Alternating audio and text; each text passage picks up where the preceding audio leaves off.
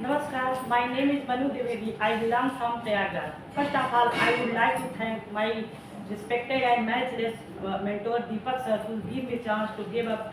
My topic is famous personality. So, everyone know about Pandit Madan Mohan Malviya. He was great social reformer, he was scholar, he was educational reformer, he was politician also. He he make a important role in Indian independence. So Pandit Madan Mohan Malviya was born in Prayagraj in 1861, and he also died in Prayagraj in 12 November 1946. Panditji wanted to establish a university which was give a higher education to students, and students should not need to go outside for higher education. So he has no land, so he asked for Kasi Naresh for the land to establish a university. So Kasi Naresh put up a unique condition before Panditji.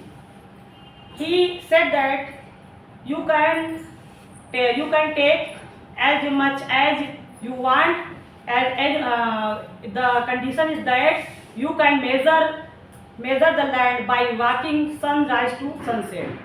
So Panditji accept the Naresh words and began to start sunrise to sunset. And in this time he measured 13,000 acre lands for the universities. And when he find the land, he has no money to establish a university. So he begged all over the India for establish university. When he went in the Hyderabad, the Nizam of Hyderabad thrown his shoes over the Panditji. Panditji politely picked it and went outside, and he sold the shoes of Nizams and find the money for university. Our national father Gandhiji gave him the title of Mahamana, and he got the Nobel Prize in 2014, Bharat Ratna. And Panditji was